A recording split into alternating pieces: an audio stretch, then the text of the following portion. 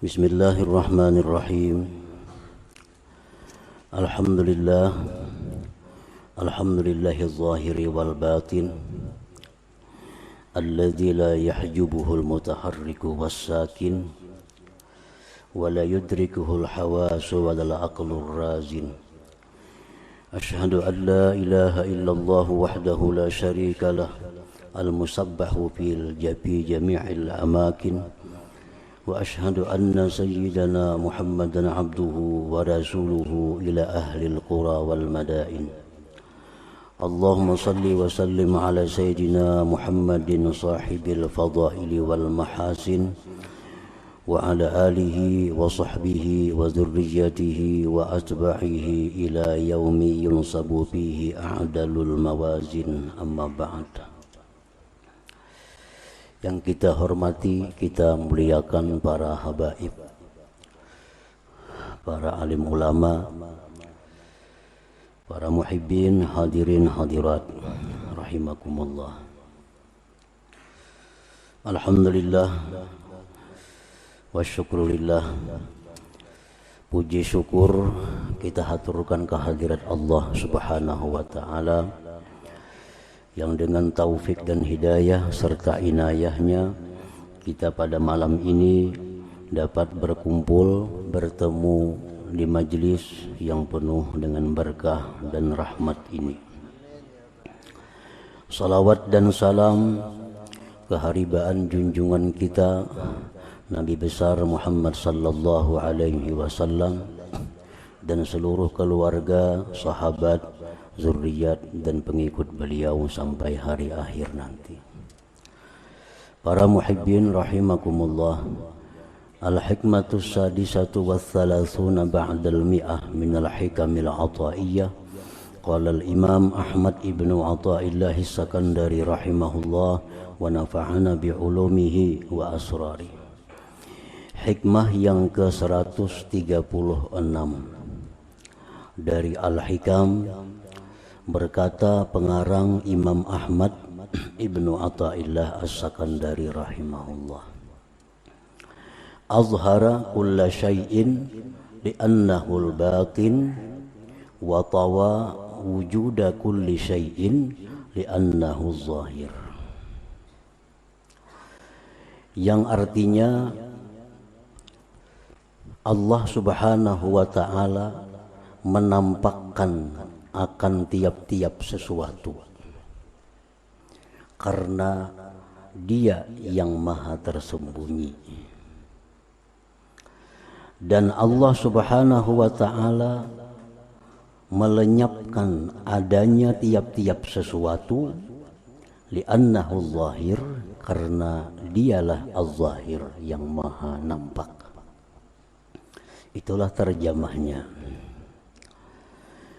Maksudnya, inna zuhurallah wasfun thabitun lahu min janibin wa min ma'nan, wa inna butunahu wasfun thabitun lahu min janibin wa min ma'nan akhar.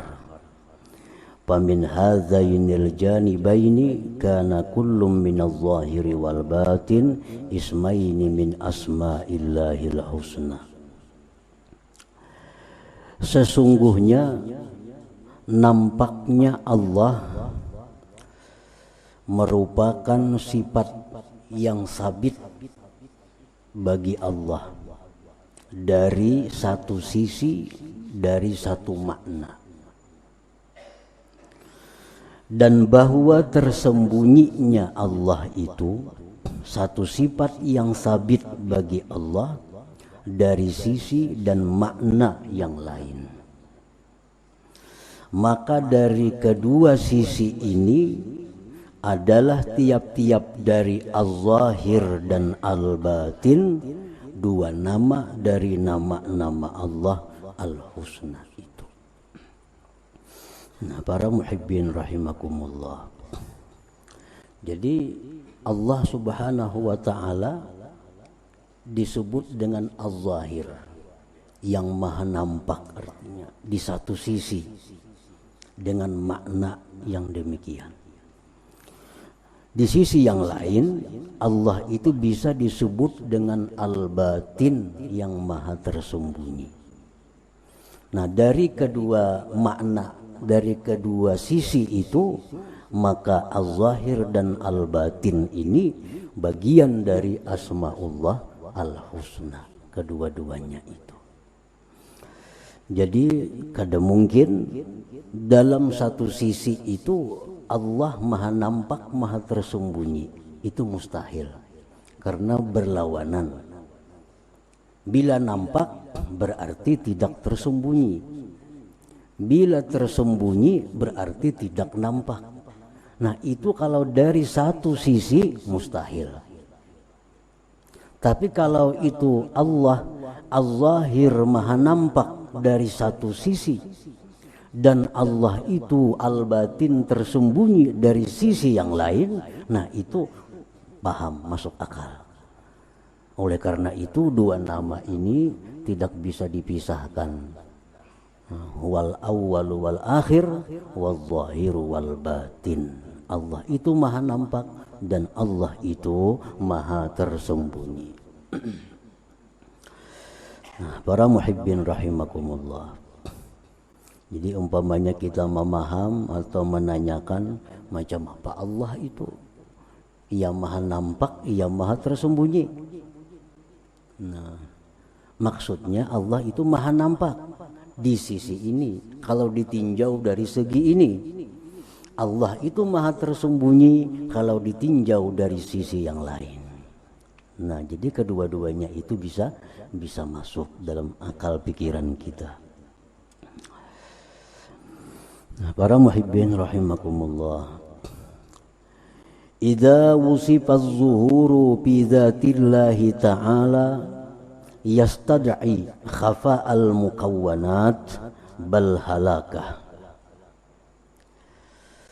Apabila disifatkan itu nampak pada zat Allah, maka itu mengakibatkan tersembunyinya seluruh makhluk, bahkan binasanya seluruh makhluk itu. Nah, zat Allah apabila disifatkan dengan al-zahir, maha nampak, itu membawa kepada tersembunyinya seluruh makhluk ini, bahkan lenyap makhluk ini.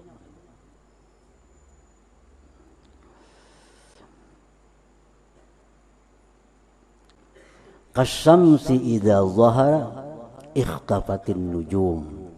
Seperti matahari. Perbandingannya matahari. Matahari itu bila mana nampak, maka tersembunyi seluruh bintang-bintang yang ada di langit.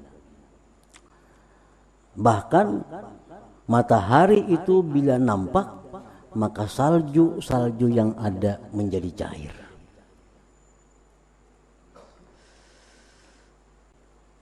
Kadakkatil jabal hina tajalla lahu rabb, seperti hancurnya gunung ketika Allah itu nampak baginya. Nah, itu gunung di zaman Nabi Musa menjadi hancur karena nampaknya Allah Subhanahu wa ta'ala. Nah, pamakna ismihi zahir, maka arti nama Allah az-zahir. Zuhuru ayatihi, nampak tandanya.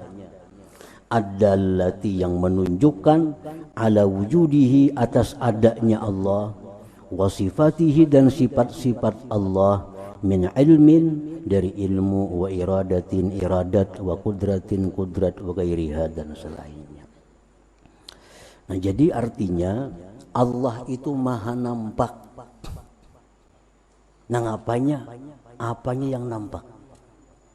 Zatnya nampak, kadang mungkin. Gunung aja hancur, apalagi manusia. Sifat Allah nampak, kadang mungkin. Allah maha nampak apanya? maha nampak tanda-tandanya, ayatnya yang nampak itu. Ayatnya itu menunjukkan adanya Allah, adanya sifat Allah. Nah, jadi itu pengertian nama Allah Az-Zahir. Jangan dipaham Allah itu nampak, berwujud, macam raksasa umpamanya, nah kada macam itu. Allah itu berwujud macam matahari, kada demikian. Allah itu maha nampak ayatnya, maha nampak alamatnya, yang itu membawa kepada, membuktikan kepada adanya Allah Subhanahu wa ta'ala. Nah, para muhibbin rahimakumullah. Wa idza wusifa bil butun, dan apabila Allah itu disifatkan dengan tersembunyi, Allah maha tersembunyi, yastad ikhtifa'ahu wa ihtijabahu bi ghairi, itu membawa kepada tersembunyinya Allah dan terdindingnya Allah dengan selain Allah. Allah itu maha tersembunyi. Jangan dipaham itu Allah bersembunyi di atas langit. Jangan dipaham Allah bersembunyi di balik pohon. Jangan dipaham Allah bersembunyi di balik langit. Nah, kalau disifati Allah itu dengan tersembunyi, itu membawa kepada tersembunyinya Allah, terdindingnya Allah dengan selain Allah. Bila orang itu disebut bersembunyi aja, bersembunyi di mana inya? Nah, pasti ada yang menyembunyikan. Nah, kalau Allah itu tersembunyi, maha tersembunyi, maka itu menuntut bahwa Allah itu tersembunyi, terhijab, terdinding dengan yang lain, yang baharu. Wa yastad'i, dan itu membawa annal hadis azhar minal qadim. Berarti itu yang baharu ini lebih nampak dari yang kadim. Berarti yang baharu lebih kuat dari yang kadim, karena bisa melindungi Allah. Wadzalika muhal, itu mustahil. Kakhtifa isamsi bin nujum, seperti bersembunyinya matahari dengan bintang, kan itu mustahil. Matahari lindung, matahari tersembunyi gara-gara ada bintang, kan mustahil. Nah, Allah itu tersembunyi, Allah terdinding dengan langit, nah, itu mustahil. Itu mustahil. Nah, apa makna ismihil batin? Makna nama Allah al-batin yang tersembunyi itu, butunuhu, tersembunyinya Allah, an idrakil hawas, dari diperdapati dengan panca indera. Itu artinya Allah tersembunyi. Tersembunyi apa? Tersembunyi dari diperdapati dengan panca indera. Jadi zat Allah itu kada bisa dilihat dengan mata, kada bisa didengar dengan telinga, kada bisa diraba, kada bisa dirasa. Karena Allah itu tersembunyi dari bahwa diperdapati dengan panca indera.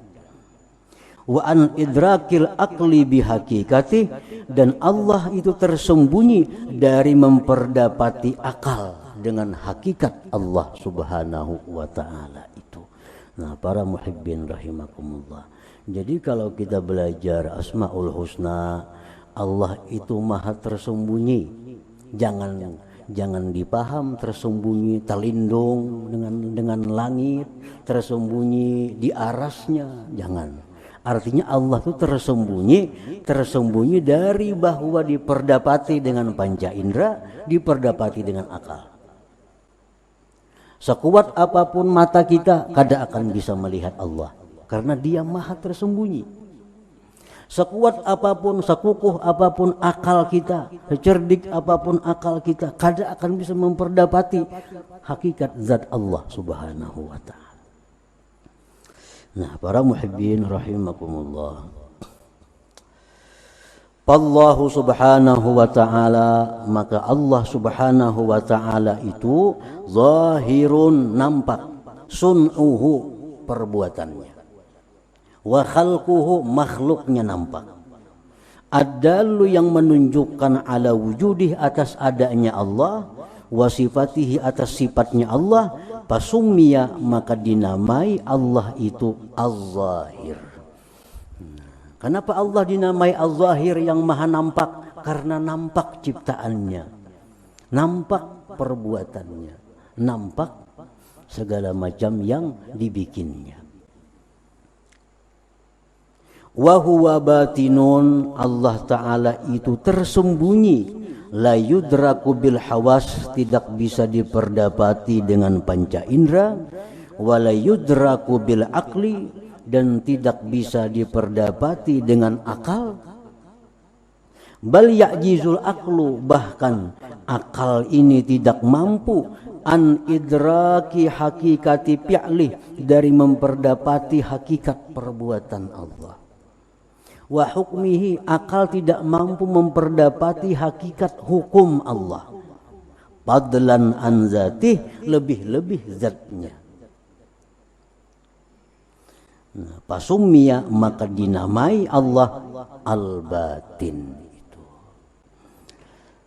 Nah, jadi kita mengerti bahwa bila disebut Allah itu maha nampak, artinya nampak ciptaannya. Bila kita dipaham disebut nama Allah itu al-batin, maha tersembunyi, artinya kada bisa diperdapati dengan panca indera atau dengan akal.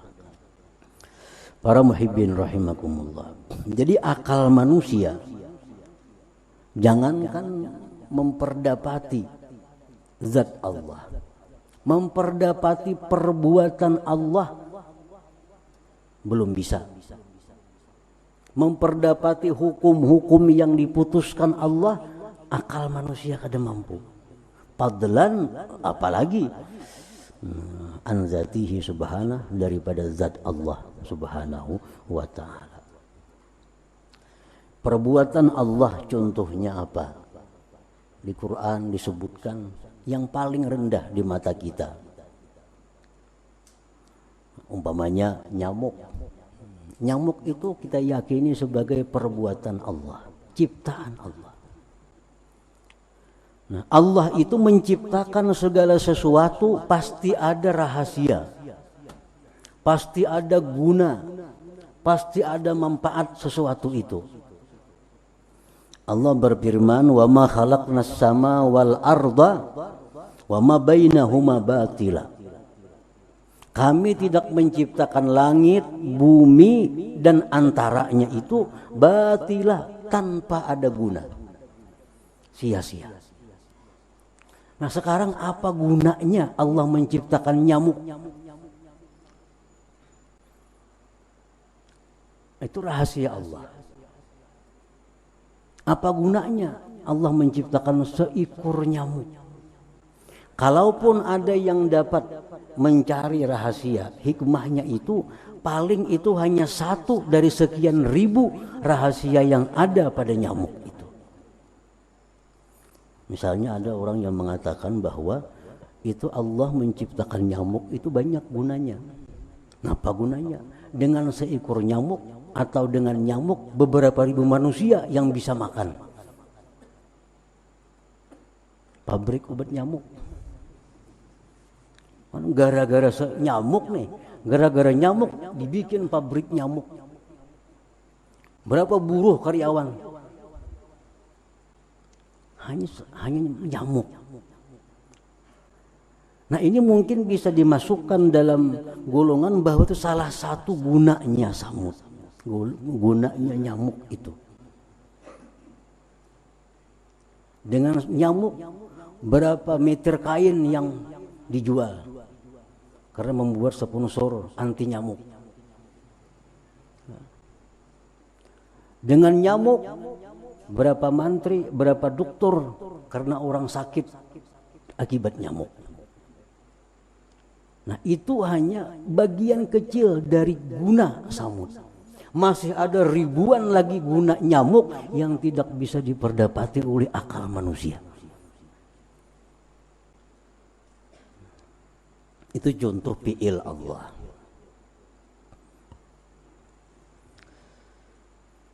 Hukum Allah. Allah mewajibkan ini, pasti ada rahasia di dalamnya. Allah melarang ini, pasti ada rahasia di dalamnya. Kenapa dilarang? Kalaupun ada dapat satu rahasia, masih ada ribuan rahasia yang belum didapat. Contohnya khamar misalnya. Kenapa Allah melarang khamar? Karena khamar itu merusak akal. Satu itu yang kita tahu. Tapi khamar itu merusak mungkin ribuan macam bentuknya, kerusakan akibat khamar. Kita hanya dapat mengakibatkan khamar itu merusak akal, dan bila akal rusak orang bisa macam-macam. Nah, paling sampai di situ pengetahuan akal manusia. Padahal mudarat khamar itu bukan hanya itu. Nah, itu manusia lemah, kada akan mampu. Itu salah satu hukum Allah Subhanahu wa taala. Para muhibbin rahimakumullah. Tayammum. Ini pakar-pakar dunia, ahli-ahli belum dapat menemukan apa rahasia tayammum itu. Orang hendak sembahyang diperintahkan berwudu, itu masuk akal. Wudu, membersihkan tangan, membersihkan mulut, beku kumur, membersihkan kaki, muka, itu kan hendak menghadap Allah, itu masuk akal berwudu. Tetapi Allah Subhanahu wa taala menyatakan fa illam tajidu ma'an, apabila kalian tidak dapat air untuk sembahyang, fatayammamu, bertayamum. Tayamum itu apa? Menapakkan tangan ke tanah yang berdebu, menyapukan ke muka. Ini menguturi muka.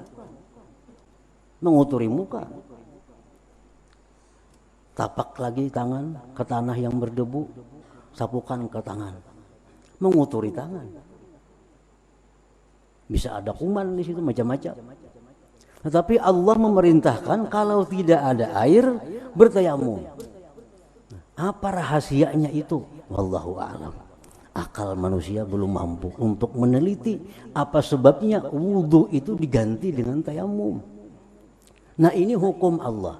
Hukumnya aja akal manusia sudah kada mampu memperdapati, apalagi sifat Allah, apalagi zat Allah Subhanahu wa ta'ala. Para muhibbin rahimakumullah. Iddah perempuan. Nah, itu pun sampai sekarang para ahli-ahli belum dapat rahasia apa Allah memerintahkan iddah.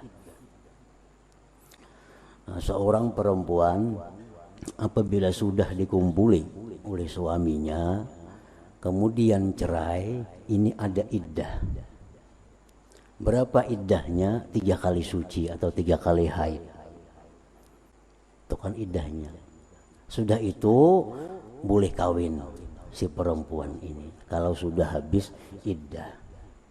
Kenapa alasannya? Nah, alasannya apa? Yang diketahui oleh manusia, alasannya itu untuk memastikan bahwa rahim perempuan itu kosong. Sehingga kalau kawin ke laki-laki lain, rahim itu kada bercampur dengan benih laki yang terdahulu. Nah, itu salah satu rahasianya. Tetapi hukum Allah mengatakan, andai kata orang pernah berkumpul dengan istrinya, kemudian si istrinya atau lakinya ini merantau, kemana kada tahu, jauh, merantau sampai 10 tahun, 20 tahun, kada berkumpul, kan jauh, kada bisa berkumpul, 10 tahun, 20 tahun, si laki bininya kada terkumpul. Kemudian dicerai oleh yang laki, dicerai.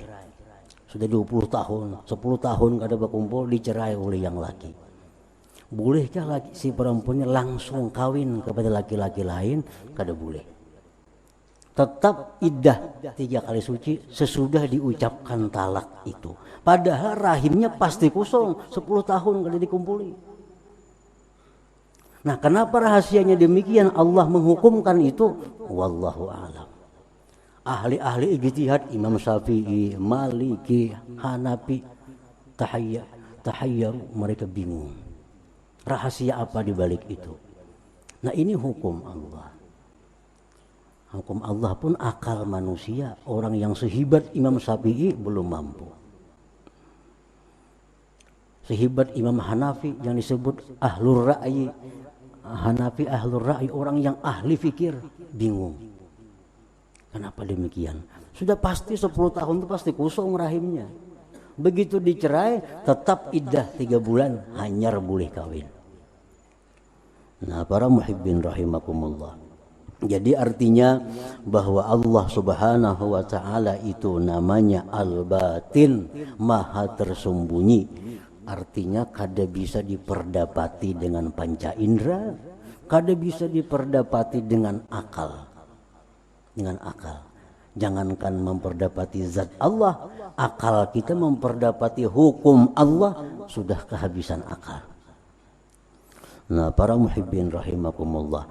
Jadi itu kesimpulan daripada nama Allah Az-Zahir, bahwa Allah itu maha nampak, bukan zatnya yang nampak, bukan sifatnya yang nampak, tapi ciptaannya nampak. Karena ciptaan itu menunjukkan adanya yang menciptakan.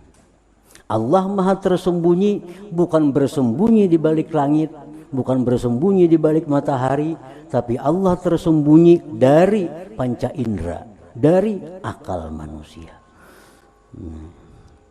Dengan demikian kita mengerti, kita paham bahwa apa nama Allah Az-Zahir itu, apa nama Allah Al-Batin itu. Nah, selanjutnya hikmah yang ke-137. Ila hadratin Nabi sallallahu alaihi wasallam al-Fatihah. A'udzu billahi minasyaitonir rajim. Bismillahirrahmanirrahim. Iyyaka nasta'in ihdinas siratal mustaqim siratal ladzina an'amta 'alaihim ghairil maghdubi 'alaihim. Ya Allah biha ya Allah biha ya Allah bi husnil khatimah. Ya Allah biha ya Allah biha ya Allah bi husnil khatimah. Ya Allah biha Allah biha ya Allah bi husnil khatimah. فيا أيها الرجل منه شفاعة صلوا عليه وسلموا تسليما اللهم صل وسلم وبارك عليه.